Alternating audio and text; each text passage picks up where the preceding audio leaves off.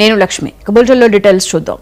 AP CM Chandrababu Naidu Davos పర్యటన schedule ఖరారైంది. వచ్చే ఏడాది జనవరి 19 నుండి 23 వరకు జరగనున్న ఎకనామిక్ ఫోరం సదస్సుకు చంద్రబాబు హాజరవుతున్నారు. దావోస్ ఎకనామిక్ ఫోరం సదస్సుకు సీఎం చంద్రబాబు, మంత్రులు లోకేష్, టీజీ భరత్ వెళ్లనున్నట్లుగా ప్రభుత్వం ఉత్తర్వులు జారీ చేసింది.